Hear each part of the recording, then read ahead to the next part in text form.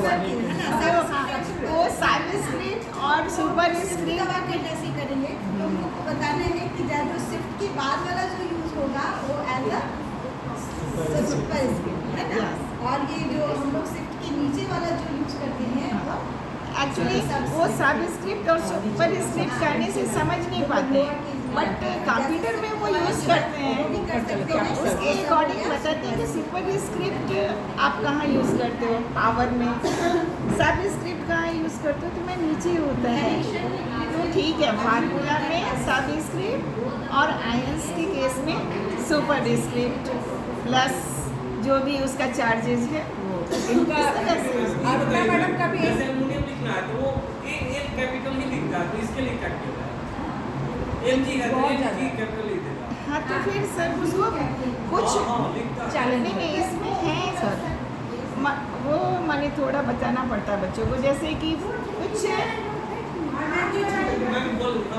कुछ सिंबल्स जो हैं वो सिंगल लेटर हैं, कुछ सिंबल्स डबल लेटर है, तो वो भी बताना होता है कि जैसे आप पूछेंगे ना कि सल्फर का सिंबल क्या है तो एस बता देंगे। हाँ, बहुत सारे बच्चे सोडियम का भी हम बोलेंगे तो बहुत बच्चे एस बोल देंगे।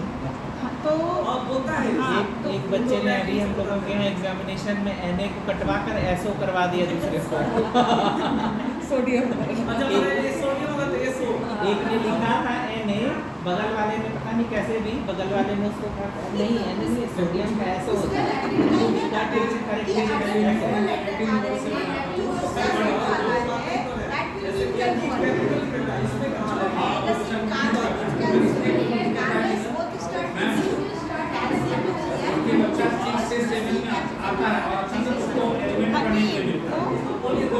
सिंबल लिखने का प्रैक्टिस नहीं रहता, जैसे जैसे वो जितना शुरू करता है उसको आ जाता है। इस चैप्टर को लेकर के हम लोग एक अलग वर्कशॉप करना होगा। ये चैप्टर बच्चों को बहुत प्रॉब्लम होता है, क्योंकि इसमें है ना सबसे बेसिक चीज़ शुरू होता है जो कि उन्हें काफ़ी आने वाले टाइम तक 10-12 तक उसको लगातार उसका पाला पड़ता है। अभी 9-10 में भी जाओ तो बच्चों को केमिकल फार्मूला बनाने नहीं आ रहा है, बैलेंस इक्वेशन करने नहीं आ रहा है, तो ये 7th में ही हम लोग इसके ऊपर एक प्लान करेंगे। नेक्स्ट क्लास नेक्स्ट सेशन जब भी होगा तो we will plan this thing in such a manner कि ये जब हम ये वाला चैप्टर अपने क्लास में लेके जाए ना तो उस दिन वो बच्चा पूरा confidence, knowledge gives you power of confidence. उसके बाद वो केमिकल फार्मूला उसके हाथ में 4-5 नंबर फिक्स हो गया ऐसे बता करके। तो ये बहुत ज़रूरी है कि ये वाला चैप्टर जो पहला जो आया इसको हम लोग ज़रूर एक बार सेशन में रखेंगे। जैसे अब सबके पास अपना अपना वे है बताने का, जैसे अरुणा मैडम बता रही थी कि सबस्क्रिप्ट और सुपरस्क्रिप्ट को कैसे करें, तो जब शिफ्ट के साथ हम लोग दबाते हैं, शिफ्ट के साथ एक्सक्यूज मी सॉरी नहीं लेवल नहीं 7 जब हम 7th में आए तो हम लोग ये मान के चलते हैं वो शुरुआत होता है केमिकल सब्सटेंसेस एटॉमिक नंबर का वो शुरुआत होता है, तो वो लेवल एकदम 0 ही लेवल है एक तरह से हम लोग मान के चल रहे हैं कि अभी शुरुआत ही है राइट। हाँ, they had no previous knowledge। तो ये चीज़ और उसके अलावा जब फार्मूला लिखते हैं H2O तो H2 कैपिटल बड़ा लिखते हैं, वो भी कैपिटल है लेकिन उसका साइज छोटा होता है, हाँ छोटा कर देते वो भी हैं, गलत है। वो गलत है। तो वो वही चीज़ है जैसे इन्होंने कहा कि नेक्स्ट जब हम लोग दबाएंगे तो शिफ्ट दबाएंगे तो शिफ्ट जैसे ही दबाते हैं तो कैपिटल हो जाता है, स्मॉल कैपिटल हो जाता है, तो वो ऊपर चला जाता है। इनका भी एक आइडिया बढ़िया था। ओके अच्छा मैम, हिंदू में आप क्या करवाती हैं वो कि फर्स्ट लेटर कैपिटल हो बाद वाला स्मॉल? अच्छा, उसके लिए है कि जो please may attention here, hello, उसके लिए जैसे मान लीजिए मैं उसको एक एग्जांपल देती हूँ कि बहुत सारे एलिमेंट्स का नाम C से स्टार्ट हो रहा है, तो किसके लिए सिंगल लेटर C हम लिखेंगे? कार्बन के लिए, क्लोरीन के लिए, कैल्शियम के लिए, कॉपर के लिए, कैडमियम के लिए, कोबाल्ट के लिए, किसके लिए लिखेंगे? तो यस मैम ये तो है, तो हमने कार्बन को हमने C दे दिया। अब तुम्हारा चैलेंज है कि अदर एलिमेंट का हम कैसे लिखें, तो उसका है कि प्रोनाउंसिएशन वे cobalt O C O, calcium CA, चाहिए, जिस पे फर्स्ट लेटर के बाद जिस पे ज़्यादा एम्फेसिस जोर दे रहे हैं वो लेटर जनरली तुम्हारा वहाँ आता है। कॉपर क्यूप्रम लैटिन, हाँ यस, और बताना होगा आपको। हाँ, वो जब हम ये बताएंगे कि लैटिन नेम से लिया गया तो पहले बच्चे हंसते हैं, क्यों? तो लैटिन को लैटिन से वो कंपेयर कर देते हैं। फिर उसको बताते कि नहीं, कुछ बच्चों को मालूम होता है तो बोलते हैं नहीं, लैटिन एक देश भी है और वो एक लैंग्वेज भी है। तो फिर जाके मैं 11 जो टोटल पीरियडिक टेबल में 11 एलिमेंट्स हैं उनका Latin name, English name and symbol वो बता देती हूँ। तो उससे वो याद कर, क्योंकि नेक्स्ट डे का टारगेट वही होता है कि आपको इसको याद करके आना। जनरली वो ओके, इनको मैडम का चैलेंज था कि कैसे बच्चों को चैलेंज और बैलेंसिंग इक्वेशन बच्चों को बताया जाए। ये चैलेंज होता ये है। चैलेंज बड़ा छोड़ा पत्ता, बहुत सारे लोगों का ये चैलेंजेस है क्योंकि सारे लोग जल्दी उसी शुरू क्लास में करेंगे हम हम लोग लोग। पढ़ा रहे हैं, तो ये चैलेंज है। तो इनका वे ऑफ डीलिंग इट और इनका चैलेंज अलग था, इनका चैलेंज अलग है। हो सकता है वो जो चैलेंज था वो इनका भी होगा, लेकिन इनका चैलेंज कुछ और ज़्यादा ऊपर उठ करके आया, राइट। तो सबका चैलेंजेस अलग अलग है एंड अप्रोच अलग अलग है। अब देखिए, जब इन दोनों ने डिस्कस किया तो इनका चैलेंज अरे ये दोनों तो हमारा दोनों का ही चैलेंज है, राइट, दोनों का ही चैलेंज है। क्या हो रहा है एक्टिंग कोलैबोरेशन, उनका भी चैलेंज है, उनका भी चैलेंज है, हम सबका चैलेंज है कि जब हम ये वाला चीज़ लेके क्लास में जाते हैं तो ये क्लास पास करने के बावजूद 9th 10th में जा करके बच्चों को इसमें वो वाला चीज़ नहीं आता है, कुछ बच्चे रह जाते हैं। तो ये ही चीज़ हम लोग को करना है एक्टिव लर्निंग में कि वो जो रह जाते हैं बच्चे उनको साथ में ले जाना। Thank you ma'am, thank you ma'am. Sir कुछ कहना चाहते हैं? सर आपको क्या, आपका क्या चैलेंज बोलना चाहिए? यही चैलेंज है आपका। पेज 34 35 देखिए, 9 इधर है, 8 उधर है, 72 का बोर्ड बना देंगे।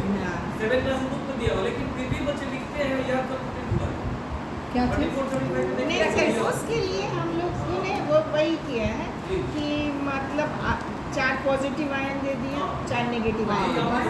उसको मैं पहले पूछ लेती हूँ कि how many formula possible from these ions. तो 4 गर्ल्स वाले को नेगेटिव वाला कर देंगे। नहीं, उसके लिए है sir 4 into 4 that is 16 formulas.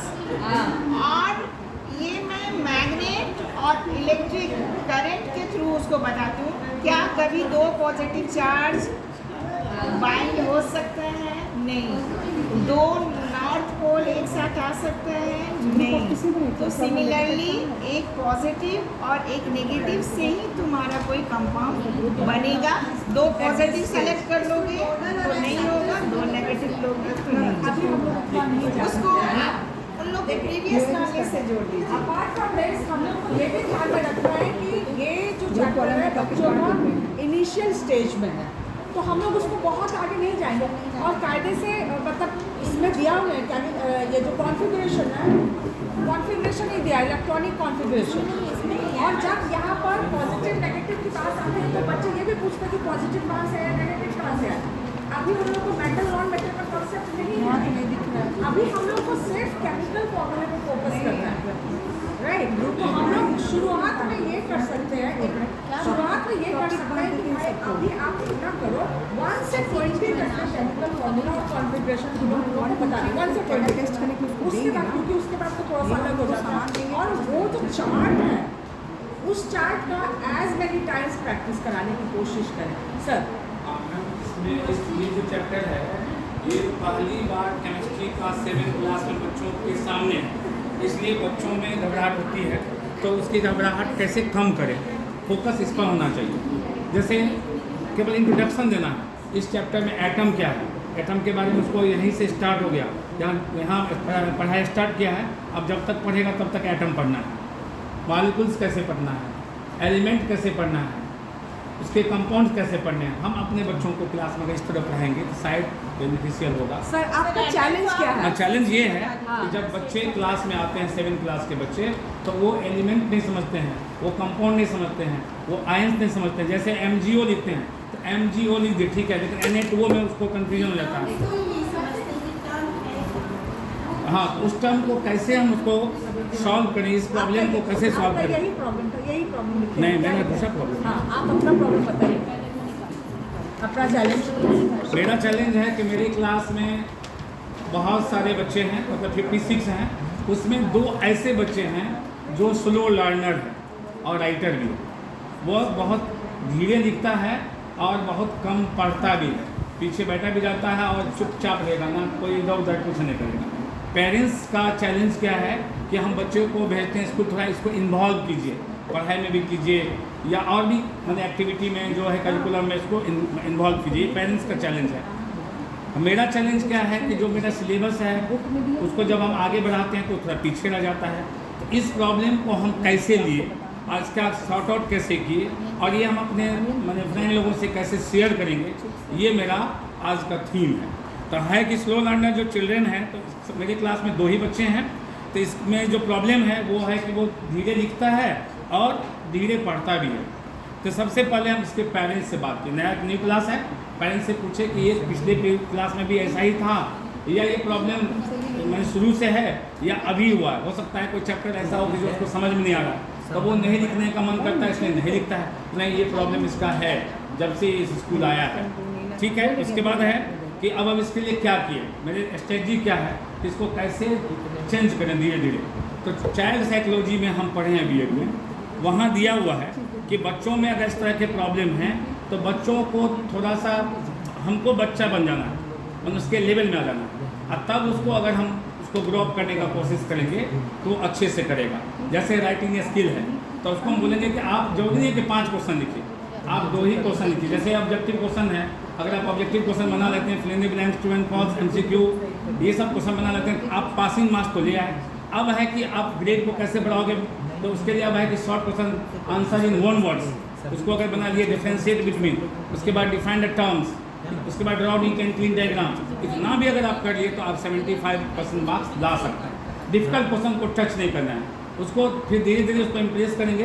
कुछ ऐसे प्रश्न हैं जो डिफिकल्ट में भी आते हैं और वही प्रश्न जो है आपको इधर भी आ जाता है, जैसे ब्रीफ में भी आ जाता है। तो अगर ब्रीफ को हम डिफिकल्ट में ले जाएं तो उसको और अच्छे से बनाएं। तो इसके लिए हम पेरेंट्स से भी बात करते हैं, बच्चों को पेरेंट्स के साथ में PTA में अलग से टाइम देते हैं। तो इसमें हैंड राइटिंग कैसे बढ़ेगा, हैंड राइटिंग के लिए उसको टूल्स बताते हैं। आप 3 लाइन्स का जो आता है उसमें लिखने का पहले प्रैक्टिस कीजिए, पहले पेंसिल लिखिए, फिर पेन से लिखिए। सर का चैलेंज था कि वीक बच्चे, स्लो लर्नर जो अब है इसको हम अलग, हाँ अलग है उन लोगों की बात। अब इनके लिए इन्होंने जो स्ट्रैटेजी की, आई गेस कि ये most of us are doing right. Do you agree? कुछ अलग भी करते हैं कि इससे कि पेरेंट्स से बात करते हैं, थोड़ा एक्स्ट्रा टाइम दे देते हैं, पीछे पढ़ते हैं, कॉपी ले आते हैं, उसके बाद हार्ड वर्ड्स सिखाते हैं, हार्ड वर्ड को याद करवाते हैं, उसको बोर्ड पर लाते हैं, बच्चों को इंक्रीज करते हैं, बच्चों को कि पहले मैंने ये लिख रहा है, इंकरेजमेंट कराते हैं। उसको जो एक्टिविटी है उस एक्टिविटी में उसको शामिल करते हैं। कोई मॉडल बनाना है तो उसमें भी उस बच्चे को रखते हैं ताकि उसको अंदर से लगे कि नहीं हम अब अच्छा कर रहे हैं, पेरेंट्स को भी लगता है। अब है ना, अगर कोई और भी आना चाहें तो एक किसी और को मौका मिलता है। अगर नहीं तो फिर हम लोग आगे बढ़े। एनीवन? मैम आइए।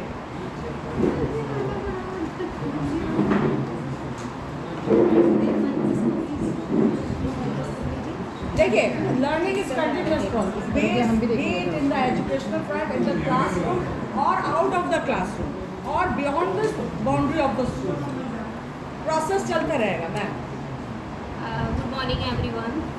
Actually my problem is same, that's Suman sir's problem. Slow learner, I think this is a common problem and we teachers face this problem.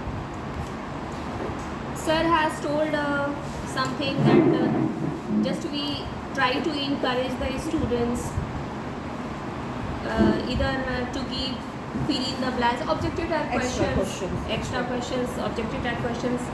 But here is matter those students who cannot say a single words in the classroom, There are situations, yes. never ready to speak anything. When I enter in classroom, when I ask questions, slow learner students, on that day he was surrendered. Again when I start to ask questions, the day come, no, he is not ready to reply your questions. And other students when they don't reply the questions, ma'am ये कभी नहीं बोलता है, हाँ, पहले से ही feedback, क्योंकि ये class कभी में नहीं बोलता है मैम, किसी पीरियड में नहीं बोलता है, कोई भी सब्जेक्ट के टीचर्स पूछते हैं तो नहीं बोलता है. At that time that boy just losing there confidence, yes, losing his confidence. लगातार losing वो negative feedback जा रहा है. continuously they are losing their one day I strike one thing in my mind कि how should I improve this habit that slow learner also can reply your questions. Yes, that a is- very single question or objective questions or one word questions. And I called that particular students separately, and I said, beta, why don't you reply? Whenever I ask questions, you are not ready to reply. What's the problem? At that time, just Standing quietly. quietly. Okay. One thing I'm telling you, today's topic as I have revision. This was a revision class, and I have given a particular chapter, and I said tomorrow I will ask a question answers from this chapter as I told you in the classroom, and you have to be ready to reply tomorrow. He said nothing, as it is.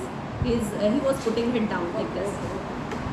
So listen, beta, I will give you only 2 questions to remember, and I will ask same the questions, only 2 questions tomorrow. So you can ready with these questions. Then ma'am, 3 to 4 times when I asked it, he said, okay ma'am, I will याद करूँगा in his own language, याद करूँगा.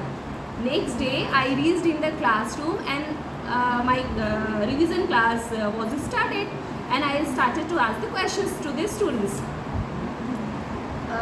7 to 8 students when I asked, and then when the turn come of that boy, particular boy, and when I asked the question, sir, believe me, he was ready to reply the questions, and in that way only, just he developed his confidence too.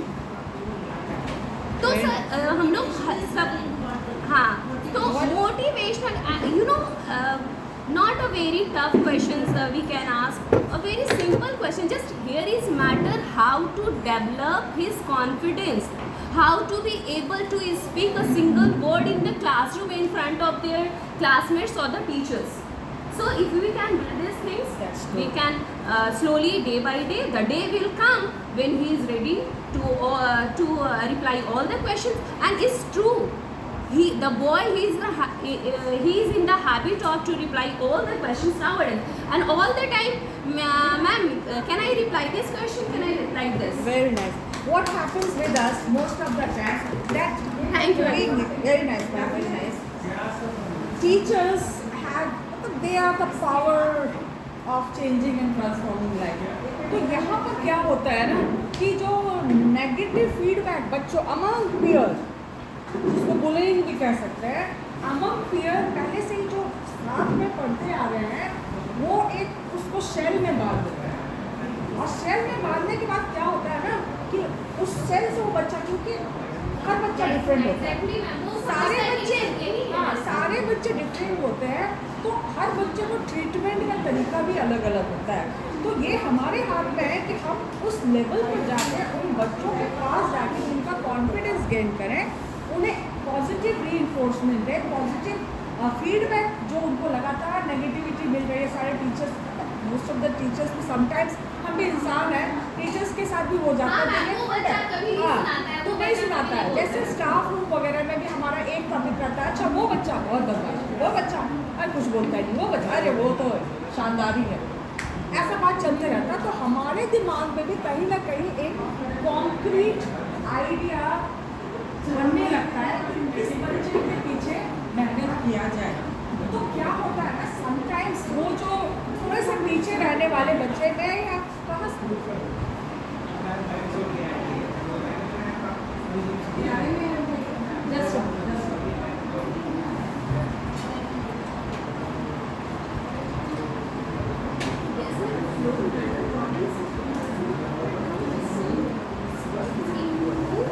Actually professor तो हमारे जो दूसरे जिनका session होने वाला है, they too are in how to preparation, pressure of preparation. तो everything if you are planned, मतलब सब चीज़ अगर प्लानिंग हो तो अपने आप कॉन्फिडेंस राइज होने लगता है। इसी तरह से अगर हम लोग प्लान के साथ क्यूरियोसिटी और ज़्यादा बढ़ प्लान के साथ अगर हम लोग क्लासरूम में जाते हैं,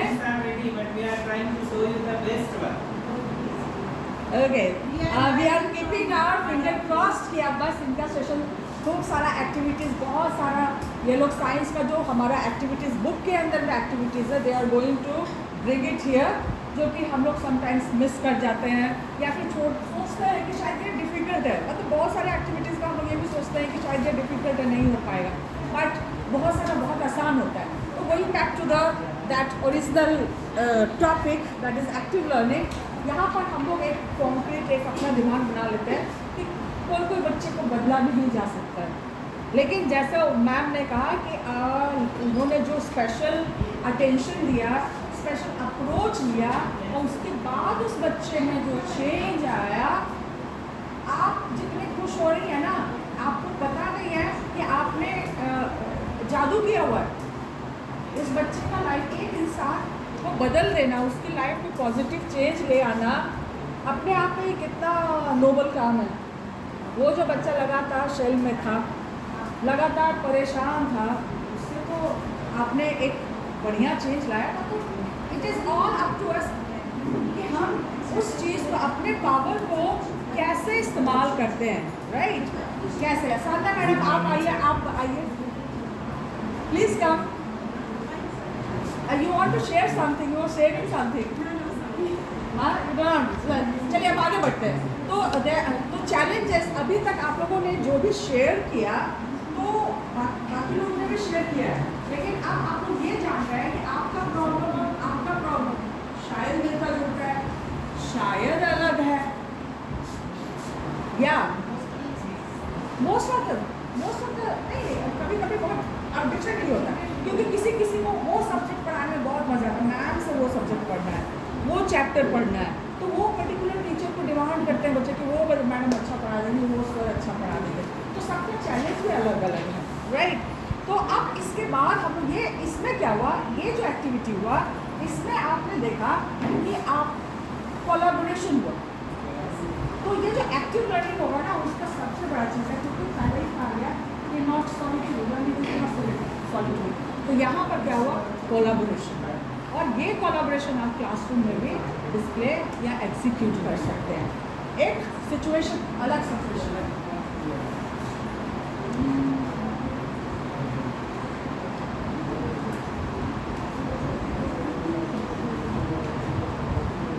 are you able to read this?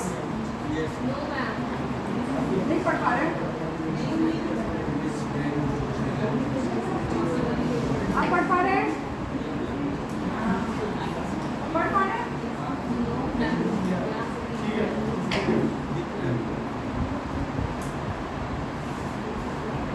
आप नहीं दिख रहा था, आप उधर आइए।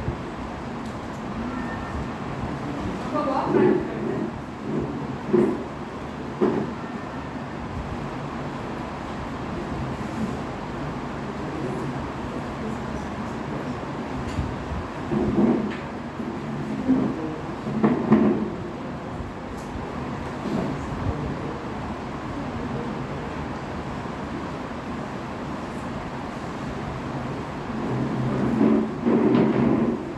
आपको आगे जा सकते हैं, क्वेश्चन को देखना है।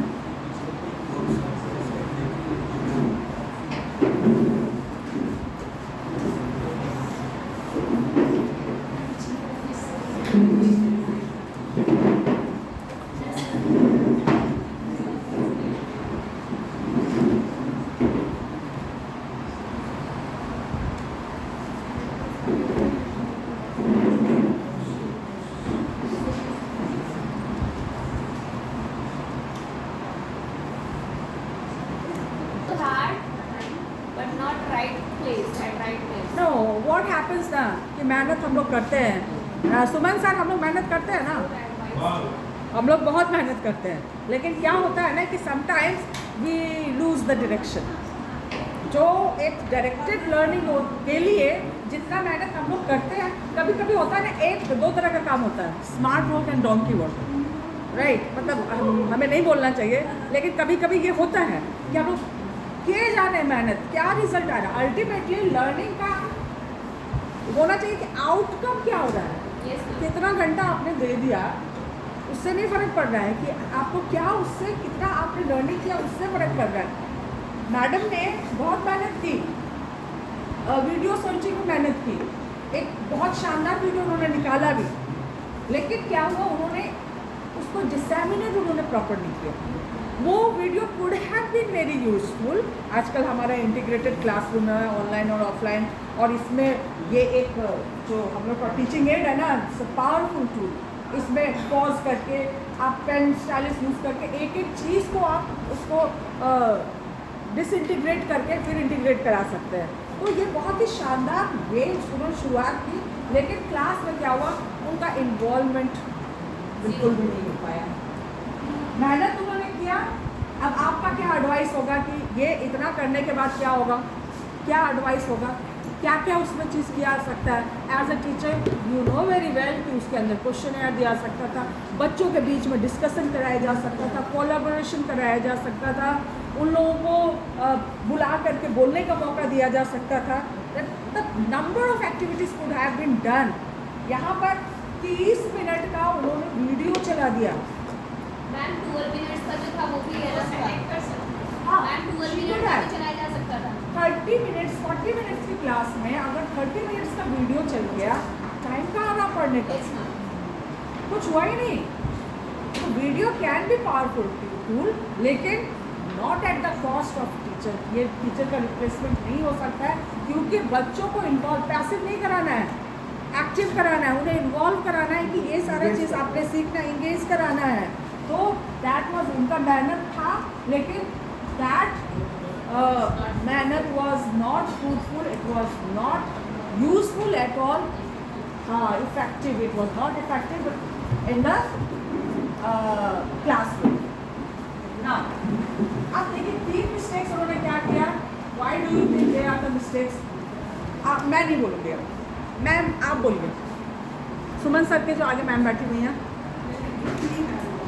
नहीं मैंने कहा ना, you have heard me, active listener है ना आप लोग, प्लीज कम, एक्टिव लिसनर नहीं है, ऐसे नहीं चलेगा मैम, आइए प्लीज मैम कम। ऐसे यू नो जब क्लास को आप एक्टिव बनाना चाहते हैं ना, तो बहुत एक्टिव रहना पड़ेगा। हाँ, फर्स्ट उन्होंने जो वीडियो दिया वो ऐसे जो एक्टिवली स्टूडेंट्स को इसमें इंगेज नहीं किया, उन्होंने कुछ ज़्यादा उसमें एक्सप्लेन नहीं किया, केवल उन्होंने केवल वीडियो नहीं चलाया और बच्चों को उसमें एक्सप्लेन नहीं किया, उनको मौका नहीं दिया, मौका ही नहीं दिया, मौका ही नहीं दिया, उनसे क्वेश्चंस नहीं पूछा, क्वेश्चंस नहीं पूछा, उनकी कोई डिफिकल्टीज